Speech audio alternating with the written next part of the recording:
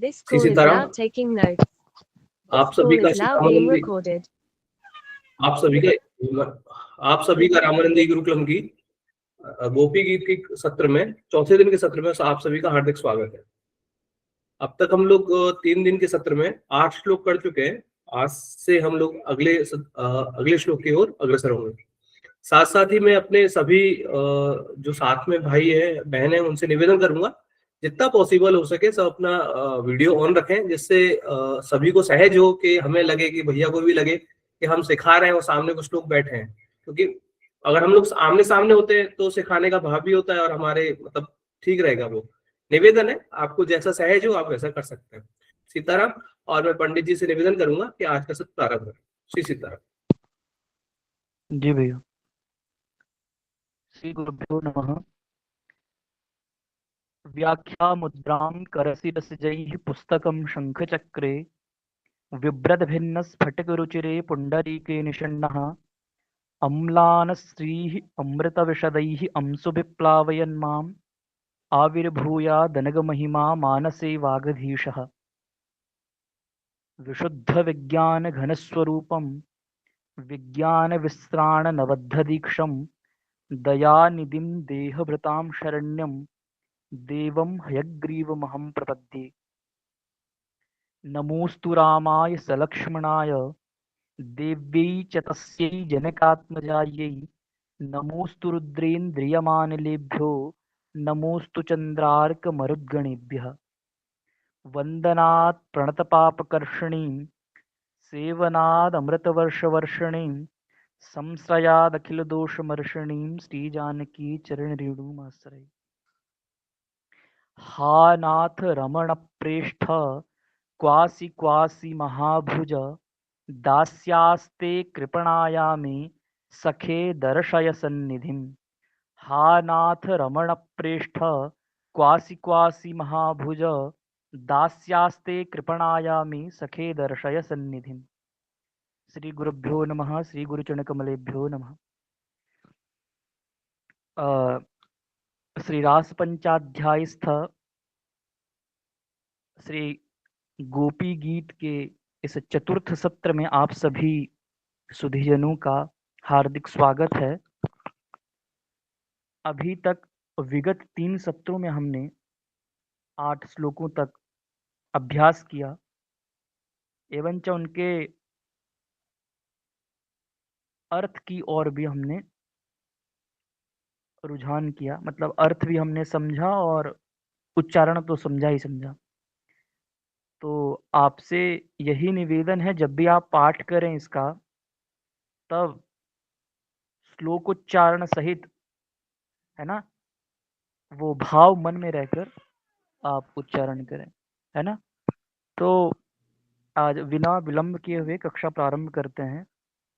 आज 9वें श्लोक से प्रारंभ होगा। तो अभी तक गोपियों ने भगवान श्री कृष्ण से चतुर्थ श्लोक में यह प्रसंग आया था कि गोपियों की 4 मनोकामनाएं थीं भगवान श्री कृष्ण से, उनकी इच्छाएं थीं, है ना। तो जिसको अभी ये नहीं कह सकते कि भगवान कृष्ण ने पूरा किया, है ना। बस वो प्रार्थना जो थी वो 4 श्लोकों में उन्होंने व्यक्त की। आज नया प्रसंग है तो गोपियां क्या कह रही हैं, तो एक बार अवसर संगति करते हुए हम आपको बताते हैं कि अभी गोपियों का जो भाव है ना, तो उनकी ऐसी स्थिति हो गई है कि अपने प्रियतम के विरह में, है ना, वो अत्यंत व्याकुल हो रही हैं। तो अब देखो, जब किसी का मन व्याकुल हो जाता है ना, ये तो सबको पता है, सबके साथ होता है। किसी का मन भी व्याकुल होता है तो किसी कार्य में मन नहीं लगता, है ना। तो सभी जितनी भी मतलब गोपियां जो हैं, है ना, सबका मन व्याकुल है, ठीक है। तो अब वह ऐसी क्या चीज करे, है ना, जिससे उनका मन कार्य में लगे, है ना। तो उसी श्लोक के माध्यम से गोपियां कह रही हैं। तो श्लोक इस प्रकार से है, तव कथामृतम तप्त जीवनम कविभिरीडितम कल्मषापहम् श्रवणमङ्गलम् श्रीमदाततं भुवि गृह्णन्ति ते भूरिदा जना। तव कथामृतं तप्त जीवनं कविभिरीडितं कल्मषापहम् श्रवणमङ्गलम् श्रीमदाततं भुवि गृह्णन्ति ते भूरिदा जना। तो यह श्लोक था जिसके माध्यम से गोपियां यह बता रही हैं कि यह जो दुखालय है ना, यह जो संसार है ना, इस संसार को दुखालय कहा गया है। आलय नाम घर है ना, तो यह दुखों का घर है, दुखों का निवास स्थान है यह जो संसार है ना। तो इस संसार में दुख को काटने के लिए है ना, इस दुखालय में दुख को मिटाने के लिए है ना, उसकी निवृत्ति के लिए बाहर का जो अमृत है ना, उसकी आवश्यकता नहीं है, बल्कि शब्द ब्रह्म रूप में जो भगवान कृष्ण की है ना मनोरम जो लीलाएं हैं है ना, उनकी कथा है, उसकी आवश्यकता है ना। क्या कह रही हैं कि इस दुखालय में दुख की निवृत्ति के लिए है ना, समस्त दुखों की निवृत्ति के लिए है ना, कोई बाहर के अमृत की आवश्यकता नहीं है, अपितु शब्द ब्रह्म स्वरूप भगवान कृष्ण की जो कथामृत है, कृष्ण की जो दिव्य लीलाएं हैं, उन लीलाओं के माध्यम से संपूर्ण दुखों की निवृत्ति हो जाती है ना, लीला श्रवण करने के माध्यम से, ठीक है। तो उसकी आवश्यकता है संपूर्ण दुखों की निवृत्ति के लिए, है ना। और कथा शब्द जो है, तो कथा शब्द का अर्थ क्या होता है ना, कभी आपने विचार किया है? आप कहते हैं कि कथा सुनते हैं, हम कथा सुनते हैं, तो कथा होती क्या है? तो व्याकरण, हम तो व्याकरण के छात्र हैं, तो उस दृष्टि से हम आपको बताते हैं। कथा शब्द का अर्थ है कि स्थापयति इति कथा, के स्थापयति इति कथा, है ना। कम नाम दुखम, है ना, दुखात कम नाम सुखम, दुखात सुखे स्थापयति इति कथा, है ना। दुख से सुख की ओर, दुख से सुख में जो स्थापित कर दे, उसको कथा कहते हैं, है ना। तो संपूर्ण दुखों की निवृत्ति के लिए बाहर की अमृत की आवश्यकता नहीं है, शब्द ब्रह्म स्वरूप, है ना। हमारे व्याकरण में ना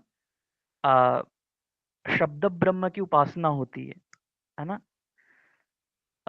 इसीलिए व्याकरण में प्रत्येक शब्द जो है वो ब्रह्म के समान है, ठीक है। तो उसी दृष्टि से है ना, कहती हैं गोपियां, जो भागवत पुराण स्मृति श्रुति गृह्य सूत्र सुलभ सूत्र इत्यादि जितने भी आगम शास्त्र हैं, है ना, सब में क्या है, शब्द ब्रह्म स्वरूप भगवान कृष्ण ही तो स्थापित है ना। उनकी दिव्य लीलाएं सब वही है। तो कहती हैं कि दुखों की निवृत्ति के लिए भगवान की कथा ही एकमात्र आवश्यक है। ठीक है।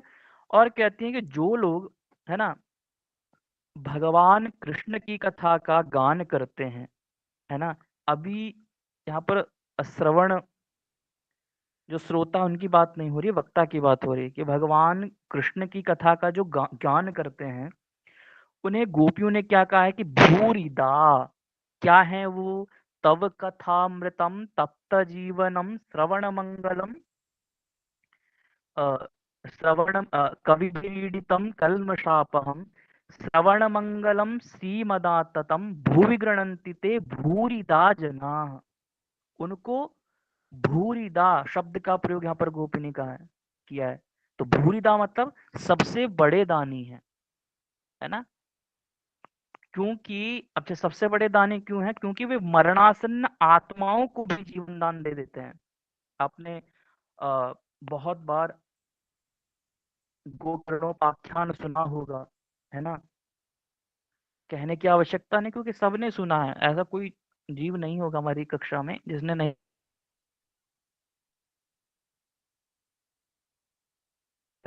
है ना। उसको गोकर्ण जी बांस के जो लकड़ी होती है उस पर विराजमान करते हैं, और 7 दिवस के बाद उसकी जो आत्मा है वह मुक्त हो जाती है। और ऐसे नहीं होती है। भगवान अ, कृष्ण के, है ना, सब पार्षद आते हैं उनको लेने के लिए। तो सबने सुनी है कथा, उसको कहने की आवश्यकता नहीं है ना। तो सबसे बड़े दानी जो हैं वो क्या हैं, भगवान कृष्ण की कथा का जो गान करते हैं, है ना। और इसलिए सबसे बड़े दानी क्योंकि जो आ, अभी जितने भी सजीव लोग मतलब जन हैं, उनको तो कथा श्रवण प्राप्त हो ही रही है ना। लेकिन जो मरणासन्न आत्माएं हैं, है ना, जो इधर से उधर भटकती हैं, है ना, तो उनको भी कैसे मुक्ति मिलती है, तो उनको भी भगवान कृष्ण की कथा से ही मुक्ति मिलती है। ठीक है। और क्या भाव है इस श्लोक में, टीका के माध्यम से थोड़ा विचार करेंगे कि इस श्लोक में गोपियां जो हैं, इतना तो स्पष्ट है सभी को कि गोपियां जो कह रही हैं अपने आर्त हृदय से कि एकमात्र कथा ही जो है, आपकी जो दिव्य लीलाएं हैं, उनका श्रवण ही हमारा आश्रय है अभी, आपके बिना, है ना। अभी तो भगवान दृष्टिगोचर हो गए हैं ना, तो अब कैसा कैसे मन लगे गोपियों का। तो कहती हैं कि एकमात्र आपकी जो कथामृत है, कथा नहीं केवल प्रयोग किया है ना, तव कथामृतम प्रयोग किया है शब्द। तो कथामृत जो है उसका श्रवण ही हमारे लिए सबसे बड़ा आश्रय है ना। तो कहती हैं गोपियां कि तुम्हारी तुम्हारा जो विरह है ना, तुम्हारा जो विरह है, उस विरह में हम मृत्यु तुल्य अवस्था में पहुंच चुकी हैं।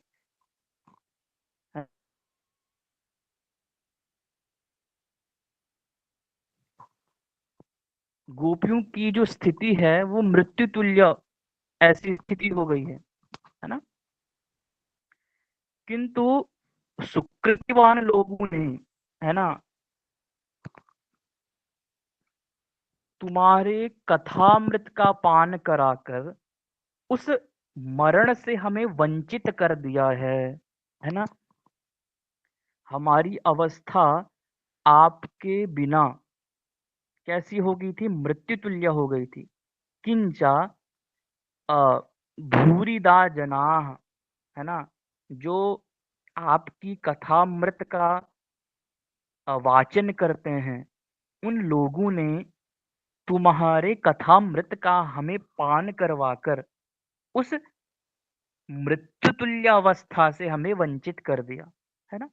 तो इसी अभिप्राय से गोपियां श्लोक में कह रही हैं, तव कथामृतम, है ना। तुम्हारी कथा जो है ना, वह क्या है, साक्षात अमृत है। अमृत तुल्य कथा को बताया। क्यों? क्योंकि तप्त जीवनम क्या है, अर्थात तुम्हारे विरह के ताप से, तुम्हारा जो विरह है ना, जिससे हम सब व्याकुल हो रहे हैं, तो उस विरह के ताप से हम सब क्या जल रही हैं। तो विरह के ताप से जलते हुए प्राणियों के लिए वह कथा जो है वह क्या है, जीवन स्वरूप है ना। और तुम्हारा जो कथामृत है वह प्रसिद्ध स्वर्ग आदि के अमृत से भी उत्कृष्ट है। सबको पता ही है भगवान की जो लीलाएं हैं, है ना, भगवान का जो कथामृत है वो अमृत स्वर्ग के अमृत से क्या है, उत्कृष्ट ही है ना। इसमें तो कोई संदेह ही नहीं है ना। इसलिए गोपियां क्या कह रही हैं कि कवि भीरीडितम, अर्थात जो ब्रह्मज्ञ गण है ना, मतलब जो देवता गण हैं, वे देवताओं के द्वारा उपभोग्य अमृत को तुच्छ जानकर इस कथामृत की ही संस्तुति करते हैं, है ना। देखो देवता जो हैं वो क्या है, अमर तो हैं, लेकिन उन्हें उस अमृत से तृप्ति प्राप्त नहीं होती है ना। भगवान का जो कथामृत है उसी की वह संस्तुति करते हैं, है ना, उसको तुच्छ जानकर, है ना। अमर तो है, उन्होंने उसका पान तो किया है, लेकिन उनको यह ज्ञात है कि वह जो अमृत है और यह अमृत है ना। तो दोनों अमृत की तो तुलना हो ही नहीं सकती है ना। तो उसको तुच्छ समझकर भगवान का जो कथामृत है उसी की वह संस्तुति करते हैं।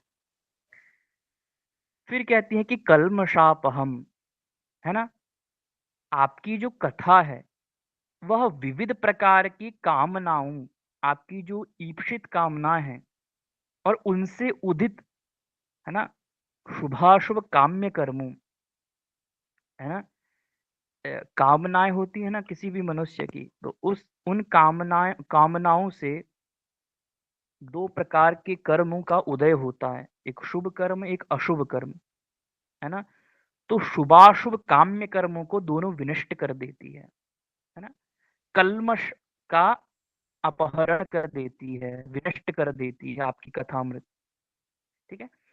किंतु देवभोग्या अमृत में ऐसा गुण नहीं है ना। अब देखो यहाँ पर तुलना बता रहे हैं, तुच्छ उसको बता दिया है, लेकिन क्यों, तो कहते हैं कि आपका जो कथामृत है और स्वर्ग का जो अमृत है उसमें कभी बराबरी नहीं हो सकती है, लेकिन फिर भी वह तुच्छ क्यों है और यह उत्कृष्ट क्यों है, तो उसकी व्याख्या कर रहे हैं। तो बताते हैं कि देवभोग्य अमृत में जो ऐसा गुण नहीं है ना, कि वह इस दुखालय में संपूर्ण जीवों के दुखों की निवृत्ति कर सके, है ना। वह तो काम और कर्म वासना की वृद्धि ही करता है ना। उस अमृत को तुच्छ क्यों बताया गया है, तो ये सब उसके पीछे साधन है, कारण है। और कहते हैं कि श्रवण मंगलम, अर्थात तुम्हारा लीला कथा रूप अमृत जो है ना, वह श्रवण मात्र से ही कल्याणप्रद हुआ करता है ना। उसकी प्राप्ति के लिए अलग से किसी अनुष्ठान आदि की आवश्यकता नहीं होती, है ना। किंतु स्वर्ग के अमृत को प्राप्त करने के लिए अनुष्ठान की आवश्यकता होती है। अब देखो कितनी अच्छी बात बता रही हैं गोपियां कि आपकी जो कथामृत है, आपका जो कथामृत है और स्वर्ग का जो अमृत है ना, तो उस अमृत के लिए तो किंचित अनुष्ठान करना पड़ेगा। लेकिन आपकी कथामृत के लिए कोई, आप कथा सुनने जाते हैं कहीं भी तो कोई अनुष्ठान करके थोड़ी ना जाते हैं, है ना। तो उसके लिए कोई अनुष्ठान नहीं करना पड़ता आपकी कथामृत के लिए, है ना। पुनः कह रही हैं कि तुम्हारा कथामृत श्रीमत अर्थात सुशांत है ना। किंतु स्वर्ग का जो अमृत है वो क्या है, मादक है। तात्पर्य क्या है, तात्पर्य यह है कि कहाँ तो यह कथामृत और कहाँ वह स्वर्ग का अमृत, है ना। जिस प्रकार महामणि और कांच में किसी प्रकार की तुलना संभव पर नहीं है ना। देखिए तराजू है ना, तो एक पलड़े में हमने मणि रखी, है ना, और एक पलड़े में कांच रखा, है ना। या तराजू छोड़िए, आप जब तुलना करेंगे, है ना, तो तुलना में क्या मणि और कांच की तुलना कभी हो सकती है, नहीं हो सकती। मणि तो श्रेष्ठ होती है, उत्कृष्ट होती है, लेकिन जो कांच है वो उत्कृष्ट थोड़ी ना होता है। तो उसी प्रकार से स्वर्ग का अमृत जो है वह कांच है। और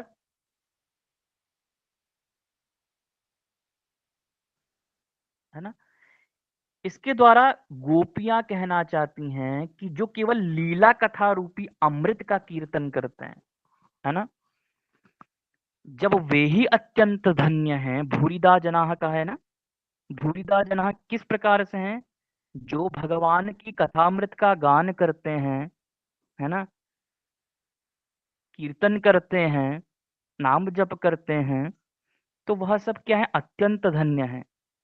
तब जो लोग तुम्हारा दर्शन करते हैं उनके संबंध में फिर क्या कहा जाए, है ना। इसलिए हम प्रार्थना कर रही हैं कि तुम हमें दर्शन दो, है ना। तो इतना सुंदर भाव गोपियों का है। श्लोक के माध्यम से गोपियों ने कहा भगवान श्री कृष्ण से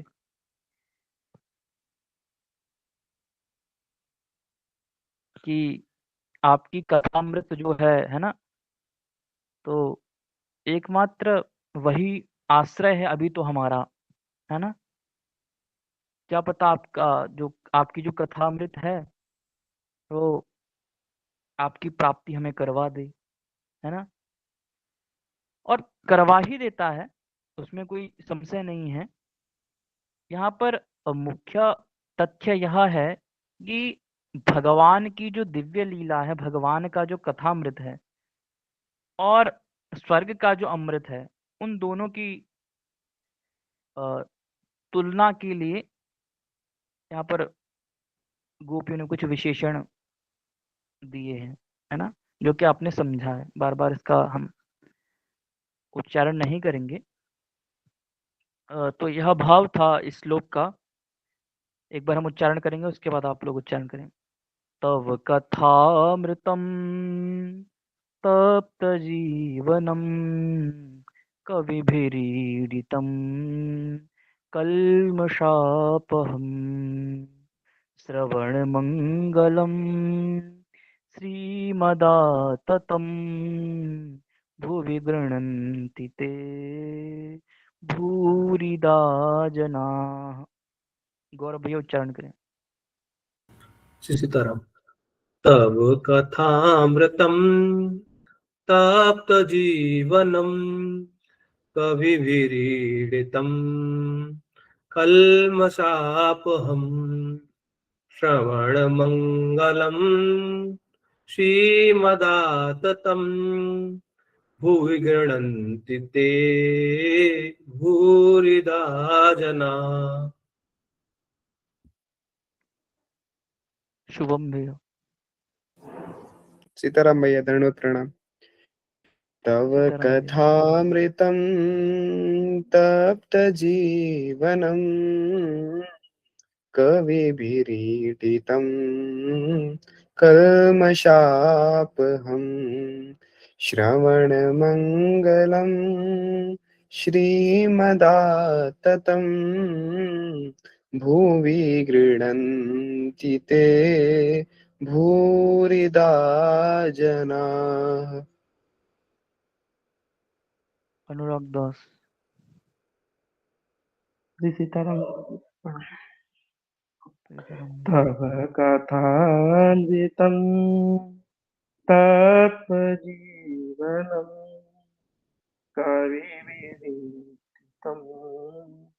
कल्मषापहं श्रवणमङ्गलं श्रीमदाततं भुवि गृह्णन्ति ते भूरिदा जनाः। बहुत सुंदर। राधिका जी। श्री सीताराम। श्री सीताराम। तव कथामृतं तप्तजीवनं कविभिरीडितं कल्मषापहं श्रवणमङ्गलं श्रीमदाततं भुवि गृह्णन्ति ते भूरिदा जनाः। बहुत सुंदर। कृष्णा जी। तव कथामृतं तप्तजीवनं कविभिरीडितं कल्मषापहं श्रवणमङ्गलं श्रीमदाततं भुवि गृह्णन्ति ते भूरिदा जनाः।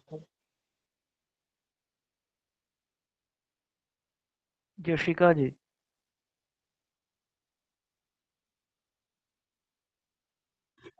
तव कथामृतं तप्तजीवनं कविभिरीडितं कल्मषापहं श्रवणमङ्गलं श्रीमदाततं भुवि गृह्णन्ति ते भूरिदा जनाः।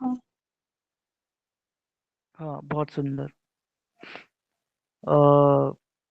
कुसुम जी। तव कथामृतं तप्तजीवनं कविभिरीडितं कल्मषापहं श्रवणमङ्गलं श्रीमदाततं भुवि गृह्णन्ति ते भूरिदा जना।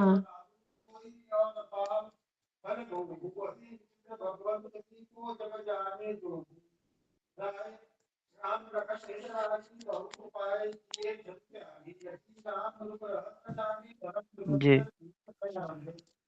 तो ये नवम श्लोक जो हमने किया अभी, इसका उच्चारण हमने किया। अभी 10वें श्लोक की ओर अग्रसर होंगे,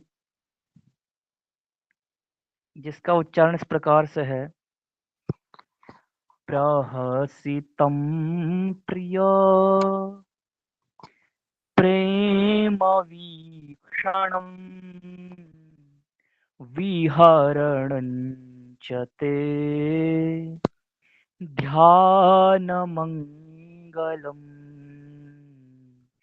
रहसि संविदो या हृदि स्पृशः कुहकनो मनः शोभयन्ति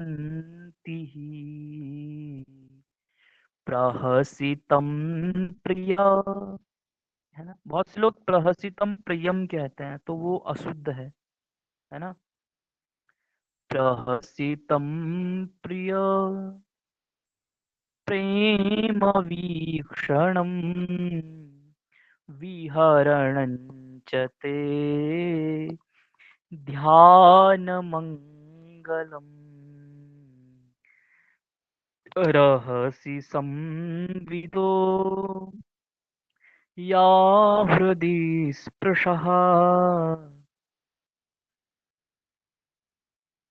कुहकनो मनः शोभयन्ति। तो पूर्व श्लोक में जैसा कि आपने जाना, गोपियां जो है वो भगवान की भगवान का जो कथामृत है ना, तो उस कथामृत को उत्कृष्ट बताते हुए इस अग्रिम श्लोक में गोपियां क्या कहना चाह रही हैं तो हम जानते हैं। तो इसमें गोपियां जो है वो कहती हैं, अच्छा इसमें एक बात ध्यान देने योग्य जो है वो है भक्ति में ना भगवान का जो ऐश्वर्य होता है ना, ऐश्वर्य मतलब शक्ति, है ना। तो भक्ति में भगवान का ऐश्वर्य नहीं बल्कि उनका माधुर्य साधक को बांधता है ना। इसीलिए हमारे यहाँ माधुर्य रस की उपासना होती है वृंदावन में, है ना। गोपियां कहती हैं कि आपका वह ध्यान हमारे मन को क्षोभ व्याकुलता दे रहा है जो कि शुद्ध प्रेम का लक्षण है ना। तो क्या गोपियां कहना चाह रही हैं, कहते हैं कि यदि श्री कृष्ण, अच्छा यहाँ पर संशय यह होता है, अभी गोपियों ने क्या कहा कि आपकी कथा के श्रवण से ही क्या हमें आपकी कथामृत जो है वही हमारे लिए एकमात्र भी तो आश्रय है ना, आपके बिना।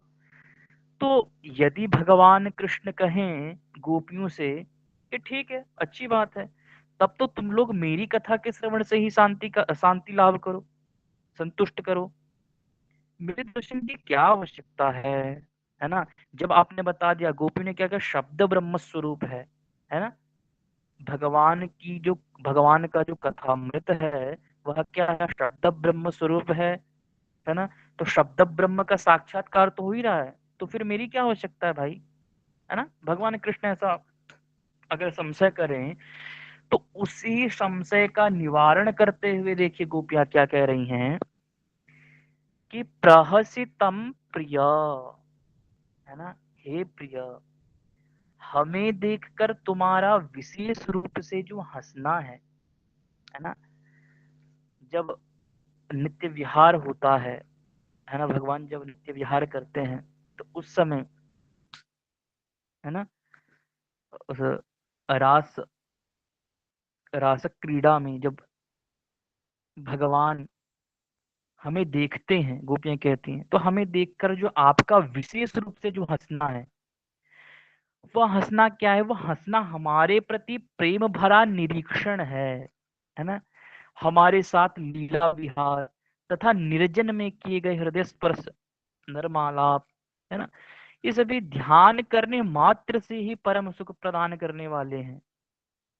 अच्छा यहाँ पर भगवान को कटाक्ष में गोपियों ने कपटी कहा है ना। तो कहते कि हे कपटी, तुम्हारे ये समस्त विलास हमारे स्मरण पथ पर आकर हमारे चित्त को क्षुब्ध कर रहे हैं, है ना। तो उस लीला विहार में, है ना, भगवान का जो हंसना है गोपियों को देखकर, है ना, और भी जो लीला विहार में होता है ना, तो वह सब ध्यान करके गोपियों का जो मन है, गोपियों का जो चित्त है, वह क्षुब्ध होता है, व्याकुल होता है ना। तो वही गोपियां कहती हैं कि हे प्रिय, प्रिय, और यहाँ पर कपटी भी एक कटाक्ष में कह रही हैं कि आपने हमारे साथ कपट किया है। क्या कपट किया है, क्या आप अंतर ध्यान हो गए, है ना, दृष्टिगोचर हो कैसे। तो यहाँ पर फिर गोपियां कह रही हैं कि लीला विहारांतर्गत जो भी क्रियाएं हैं, है ना, तो उन क्रियाओं को ध्यान करने मात्र से हमारा मन व्याकुल हो जाता है। तो इस श्लोक का इतना ही भाव है जो कि ग्रहणीय है ना, और अनुकरणीय है। तो इस श्लोक का उच्चारण करके आप फिर उच्चारण करेंगे। प्रहसितं प्रिय प्रेम वीक्षणं विहरणं च ते ध्यानमङ्गलम् रहसि संविदो या हृदि स्पृशः कुहकनो मनः शोभयन्ति। गौरव भैया से प्रार्थना है, उच्चारण करेंगे। जी भैया। प्रहसितं प्रिया प्रेम वीक्षणं विहरणं च ते ध्यानमङ्गलम् रहिषि संविदो या हृदि स्पृशा कुहकनो मनः क्षोभयन्ति। शुभम जी। प्रहसितं प्रिया प्रेमवीक्षणं विहरणं च ते ध्यानमङ्गलम् रहसि संविदो या हृदय स्पृशा कुहकनो मना क्षोभयन्ति।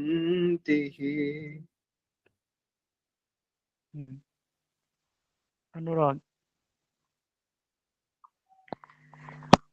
प्रेहसितं प्रिया प्रेमवीक्षणं ग्रहणं विहरणं च ते विहरणं च ते ध्यानमङ्गलम् सहसि संविदो या हृदयस्पृशा कुहकनो मनः शोभयन्ति।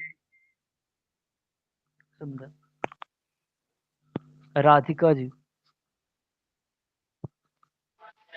प्रहसितं प्रिय प्रेमवीक्षणं विहरणं च ते ध्यानमङ्गलम्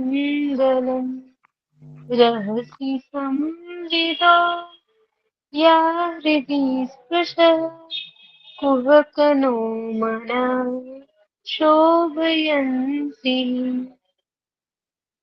बहुत सुंदर।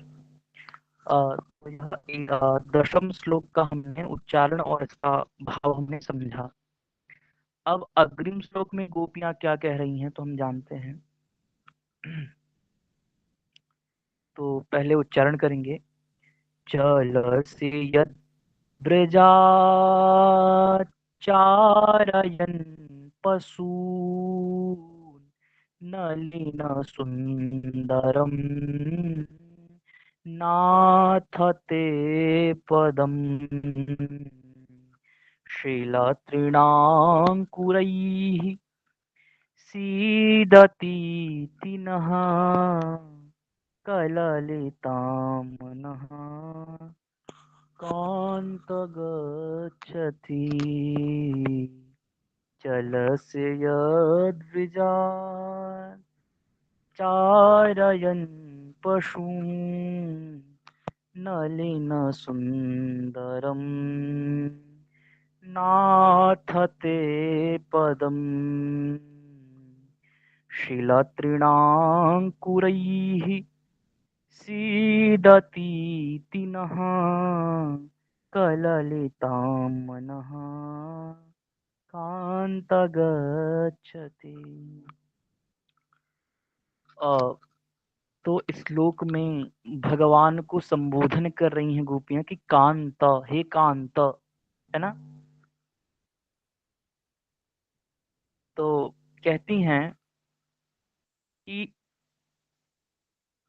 पूर्व श्लोक में आपने समझा, है ना, कि अगर भगवान आशंका करें, है ना, कि हमारे कथामृत का जब आपने आश्रय लिया है तो फिर हमारे दर्शन की क्या आवश्यकता है। तो फिर सब गोपियों ने बताया कि लीला विहार में जो भी क्रियाएं हुई, है ना, केवल उनके ध्यान मात्र से आ, हमारा मन जो है क्षुब्ध हो जाता है, व्याकुल हो जाता है, और ऐसा आप क्यों कर रहे हो, है ना।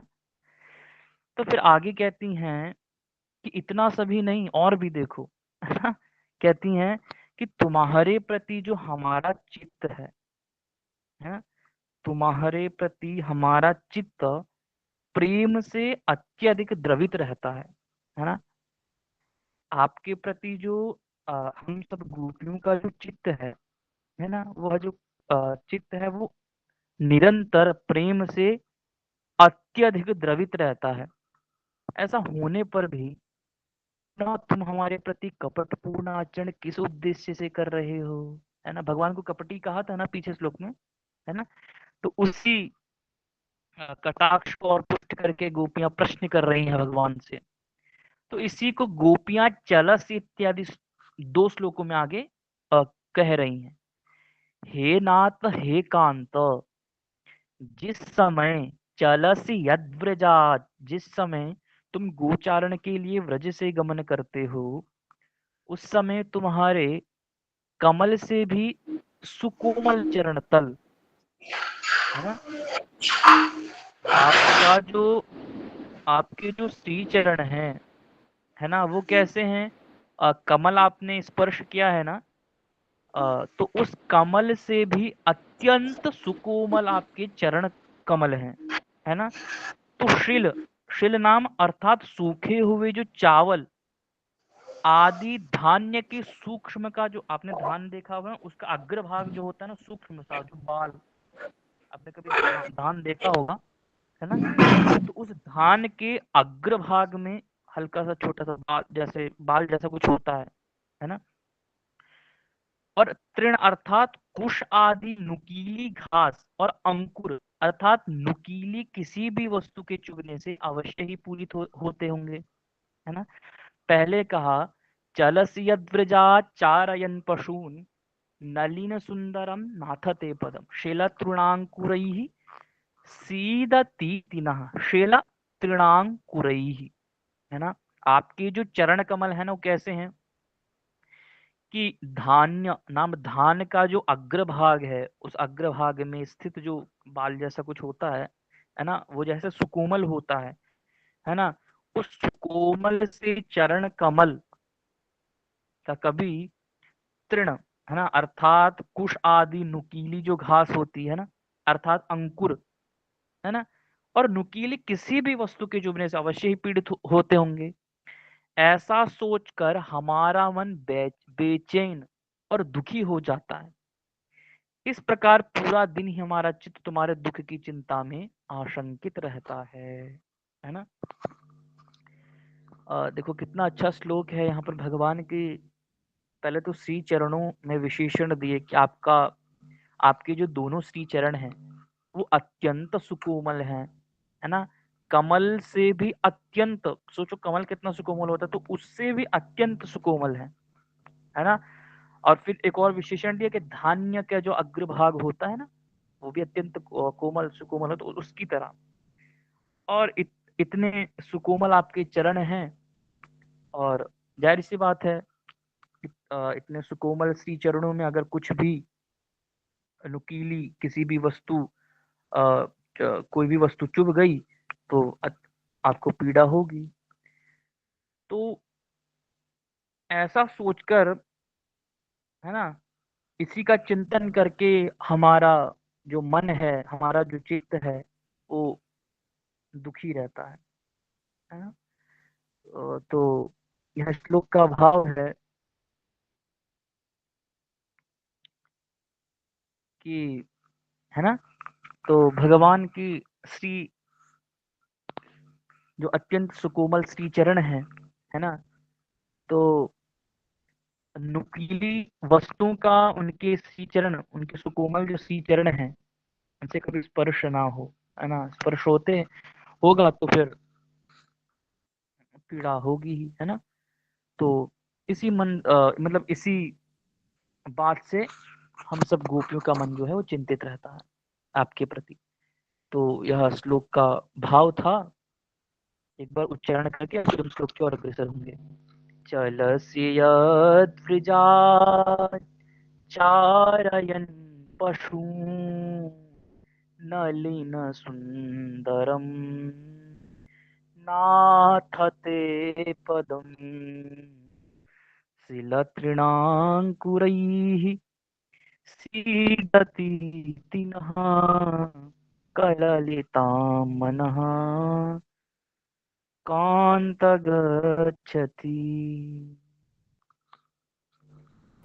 तो गौरव भी उच्चारण करें।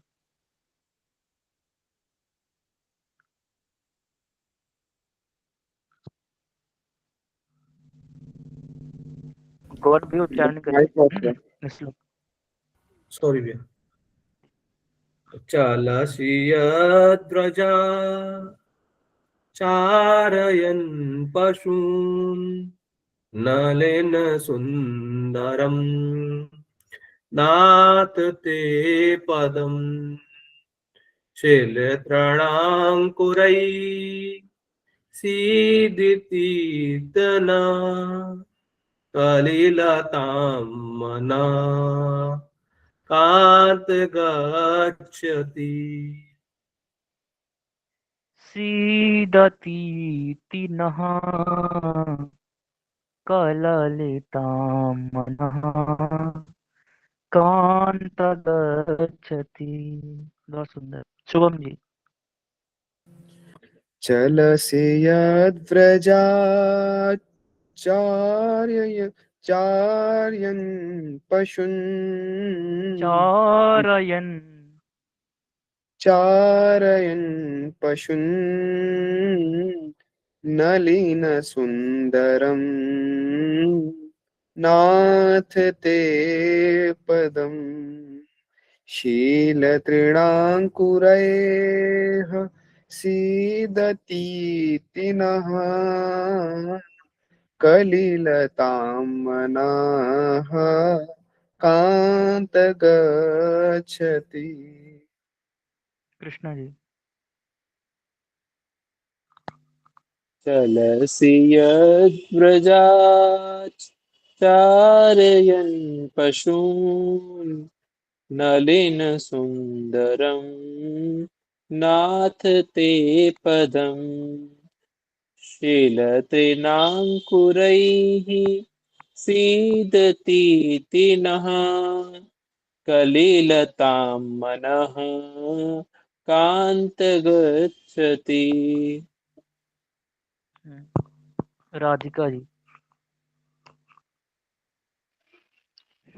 चलसि यद्वजात् चारयन् पशून् नलिनसुन्दरम् नाथ ते पदम् शिलतृणाङ्कुरैः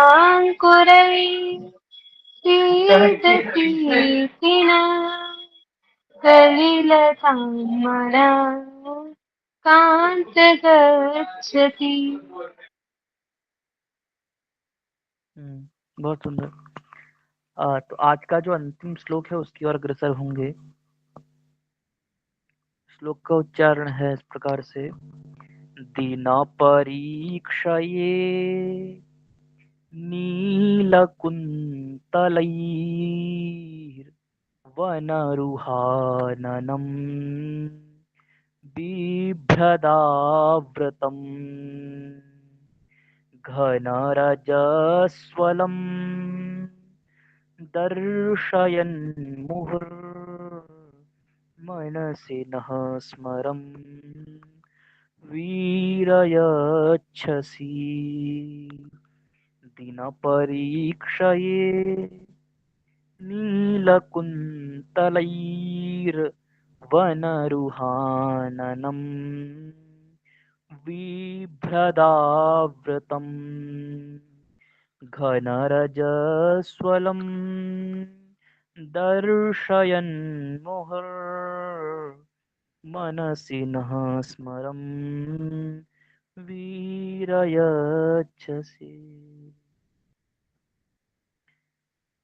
तो श्लोक का अर्थ क्या है, इसका भाव क्या है, तो हम समझते हैं। अभी तो गोपियों ने पिछले श्लोक में भगवान श्री कृष्ण से कहा कि जब आप गोचारण करने के लिए जाते हैं, है ना, तो उस गोचारण करते समय आपके जो अत्यंत सुकोमल चरण हैं, है ना, तो उन सुकोमल चरण कमलों में कोई नुकीली वस्तु का स्पर्श ना हो, है ना। इन्हीं सब बातों का चिंतन हम करते हैं और उन्हीं का हम नितांत चिंतित रहते हैं, है ना। उसी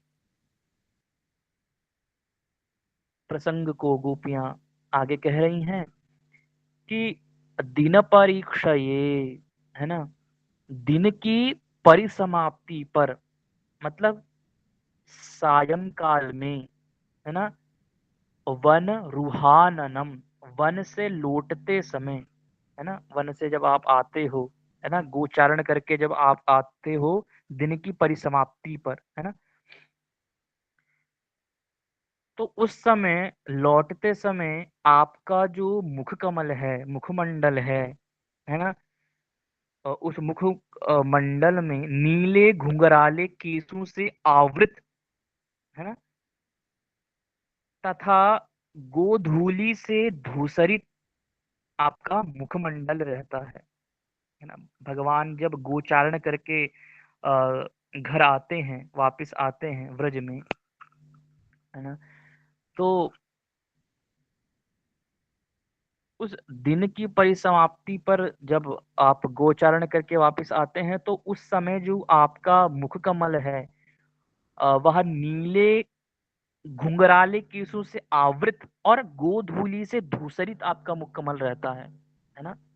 और नीले घुंघराले केश, है ना, जो है वो स्थानीय असंख्य मत्त भ्रमरों से आवृत तथा गोधूली स्थानीय परागों से रंजित अपने कमल तुल्य मुख को धारण कर उसे बारंबार हमें दिखलाकर हमारे हृदय में केवल मदन पीड़ा ही अर्पण किया करते हो, किंतु अपना संग प्रदान नहीं करते, न तो संगम ददासी, इसलिए तुम कपटी हो। कपटस्त्वम इति भावः, है ना, तुम कपटी हो। भगवान को कपटी कहा था, है ना।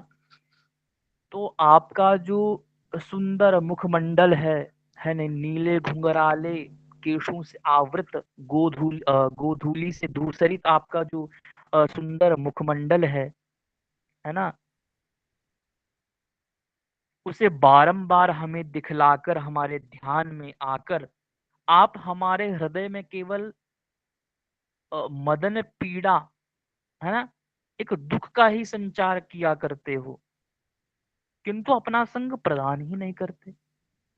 केवल ध्यान में ही आप आते हो और ऐसा आप संग प्रदान नहीं करते हैं साक्षात, इसलिए आप क्या हो, आप कपटी हो। यह गोपियों का भाव है। तो यह श्लोक का भाव था, है ना। कहते हैं कि आप संध्या काल में वन से जब लौटते समय आपका जो मुख कमल है वह नीली घुंघराली जो अलकावली है ना, उससे आच्छादित रहता है और गोधूली से आपका मुखमंडल तो दूसरी रहता ही है। तो उस समय धारण की हुई अपने मुख कमल की वैसी माधुरी को हमें पुनः पुनः दर्शन कराकर तुम हमारे मन में मदन पीड़ा का संचार कर देते हो और संचार करते हो, लेकिन अपना संग हमें प्रदान नहीं करते, है ना। इसीलिए हम तुम्हें कपटी कह रहे हैं। तो यह गोपियों का भाव है, कटाक्ष रूप से भगवान श्री कृष्ण को कह रही हैं। तो यह श्लोक का भाव है, एक बार उच्चारण करके। दीन परीक्षये नीलकुन्तलैर्वनरुहाननम् बिभ्रदावृतम् घनरजस्वलम् दर्शयन् मुहुर्मनसि नः स्मरम् वीरयच्छसि। तो गौरव भी उच्चारण करें इसका। दिन भैया परी क्षमा चाहूंगा, मैं बोल रहा हूँ। वीर मतलब साहसी वाला वीर है भैया, या कुछ और इसका भाव अर्थ है? हाँ, वही वीर, वीर मतलब शब्द का वही वीर अर्थ क्यों? होता है।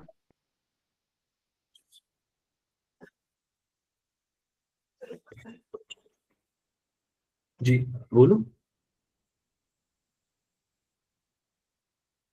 सीताराम।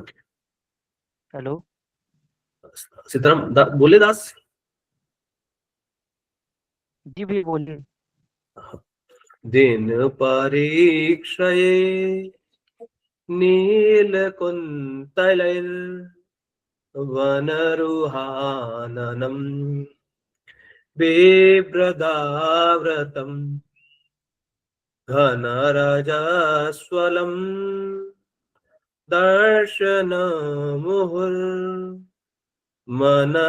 नास्मरम् वीरयाक्षसी।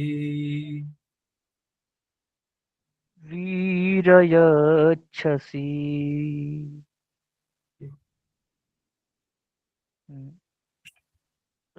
शुभम जी। दीन परीक्षये नीलकुन्तलैर्वनरुहाननम् बिभ्रदावृतम् घनरजस्वलम् दर्शयन् मुहुर्मनसि नः स्मरम् वीरयच्छसि। राधिका जी। दिन परीक्षये नीलकुन्तलैर्वनरुहाननम् बिभ्रदावृतम् घनरजस्वलम् दर्शयन् मुहुर्मनसि नास्मरम् वीरयच्छसि।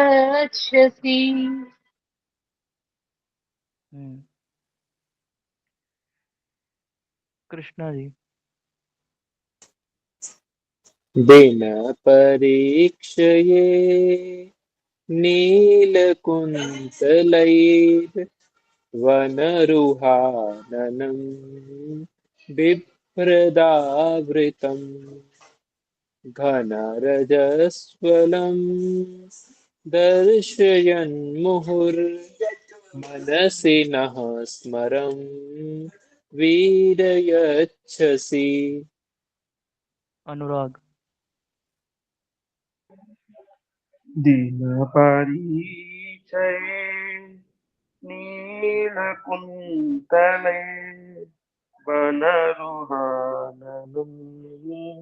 बिभ्रदावृतम् घनरजस्वलम् दर्शयन् मुहुर्मनसि नास्मरम् वीरयच्छसि। बहुत सुंदर। अ, हम्म, तो आज कक्षा में 4 श्लोकों का हमने उच्चारण तथा जो उनके भाव का उद्गार किया। तो आप सभी नित्य प्रति इन अब तो 12 श्लोक हो गए हैं, इन 12 श्लोकों का आप उच्चारण करें अभ्यास रूप में, अभी केवल अभी पाठ नहीं मैं कह रहा हूँ, है ना। उसके बाद जितने भी जैसे जैसे आप श्लोक का उच्चारण करो वैसे भाव मन में लेकर, है ना, श्लोक का उच्चारण करें, जैसे जैसे आपको कक्षा में बताया है। तो कल फिर आगे के श्लोकों की ओर अग्रसर होंगे। तो इसमें किसी का कोई प्रश्न है तो पूछ सकता है बीच में, अभी फिर हम कक्षा का विश्राम कर रहे हैं। किसी भी श्लोक में कोई अर्थ अगर स्पष्ट ना हो तो उसके लिए अगर कोई प्रश्न है। जी भैया एक प्रश्न था। जी कौन? जी वो पीछे गौरव भैया कुछ? जी मैं कृष्णा। जी हाँ बताइए कृष्णा जी। जी प्रश्न ये था कि जैसे पीछे पशुन दिया गया है, तो वो गोचारण के अगर अर्थ से दिया गया है तो इस प्रकार तो एक हिसाब से गौ माता को पशु की श्रेणी में नहीं कहा गया।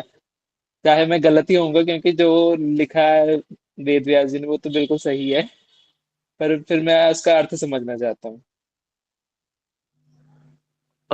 मतलब पशु, क्या पशु? नहीं समझा आपका प्रश्न, एक बार फिर से बोलिए, आपकी आवाज जैसे थोड़ी कटी। जी पीछे पशुन दिया था ना, वो गोचारण हाँ, के उससे चलस्य दिया था ध्वजा चारयन्। हाँ पशुन जी। तो गौ हाँ माता को एक हिसाब से फिर पशु की श्रेणी में नहीं कह दिया गया। हाँ, तो वो मतलब ऐसे कोई भाव में नहीं कह रही हैं, जी जी केवल गोचारण के लिए। अब देखिए श्लोक जो होता है ना, उसको छंदबद्ध करने के लिए कुछ शब्दों का अ, वो करना पड़ता है, आंकलन करना पड़ता है। तो उसमें पशून कह दिया है तो तिरस्कार नहीं है गौ माता का, है जी ना। है तो मतलब पशुत्व जाति का यहाँ पर बोध करा रहे हैं। जैसे हम मनुष्य है ना, जी जी जी तो हम आपको मनुष्य कहूँ तो आपका वो थोड़ी ना, तिरस्कार थोड़ी ना हो जाएगा। आप कृष्णा जी हैं, मनुष्य हैं, दोनों एक बराबर ही हैं, है ना। जी तो जी यहाँ पर पशु कहकर उनका कोई तिरस्कार नहीं है ना। जी हाँ। जी भैया और धन्यवाद। हाँ, इसमें आवश्यक नहीं है कि गोचारण पशु मतलब गौ के अतिरिक्त कोई और भी पशु हो सकते हैं, है ना। वैसे लीला तो गोचारण की ही प्रसिद्ध है ना। तो यहाँ पर भी टीका इत्यादि का अगर हम आश्रयण करते हैं तो वहां पर भी अ, टीकाकारों ने गो आदि पशुओं को चराते हुए ऐसा लिखा है ना। तो आदि शब्द तो, है ना, गौ के अतिरिक्त भी कुछ शायद पशु होंगे, तो इसलिए यहाँ पर पशु शब्द का प्रयोग किया है। ठीक है। जी भैया जी। धन्यवाद भैया। और जी भैया, आज और कोई सीताराम किसी का भैया प्रश्न? हमको कुछ पूछना है। जी जी माता जी। भैया कल आप बता रहे थे कि जैसे 6 अक्षर के बाद हम एक थोड़ा सा विराम लेते हैं, जैसे अगर बोले दिन परीक्षये फिर नील कुंतलय, तो ये नियम सिर्फ गोपी गीत में है या ये संस्कृत के लिए है? नहीं देखिए माता जी, हर छंद का ना कुछ लक्षण होता अच्छा। है ना। हाँ, मतलब उसको गाने की शैली होती है कुछ ना कुछ, अच्छा। जिसमें वह जो, हाँ, वह जो छंद है ना वो सुंदर लगे। हम्म। तो जैसे आप कोई गीत भी गाते हैं, है ना, तो हम्म। आप हम्म। लगातार तो नहीं गाते हैं, उसमें भी कुछ यति होती है, विश्राम आप कुछ गान हम्म। गीत में होता है ना। तो उसी प्रकार से छंदों में भी होता है ना। ओ। प्रत्येक छंद में अलग अलग यति होती हैं, है ना। हम्म। जैसे अनुष्टुप छंद, हम जैसे कोई भी श्लोक आप उठा लीजिए, कृष्णाय वासुदेवाय हरये परमात्मने, यहाँ पर हम्म। क्या है ना, यहाँ पर 8 अक्षर के बाद यति है ना। हम्म। तो अलग अलग वो है, छंद में अलग अलग प्रकार की यतियां होती हैं। तो ये कनक ठीक है। मंजरी छंद है, तो यहाँ पर 6 अक्षर के बाद यति है। अच्छा। जी जी ठीक है भैया। ठीक। जी।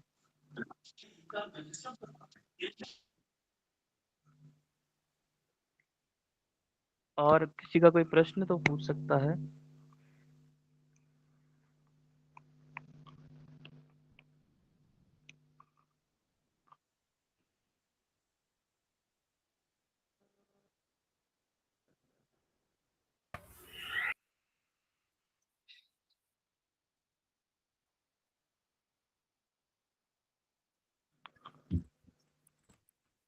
शुभम जी चले गए? जी ठीक है, तो यहीं कक्षा को आज विश्राम करते हैं। कल पुनः अग्रिम के श्लोकों के उच्चारण के साथ आपसे भेंट होगी। तो आज की कक्षा को विश्राम करते हैं शांति मंत्र के द्वारा। ओम सर्वे भवन्तु सुखिनः, सर्वे सन्तु निरामयः, सर्वे भद्राणि पश्यन्तु, मा कश्चित् दुःखभाग् भवेत्। शान्तिः शान्तिः शान्तिः सुशान्तिर्भवतु, सर्वाष्ट शान्तिर्भवतु। श्री गुरुचरण कमलेभ्यो नमः। श्री सीताराम सबको दंडवत प्रणाम। सीताराम भैया, प्रणाम। खूब खूब आभार, सभी को दंडवत प्रणाम। आचार्य जी दंडवत प्रणाम।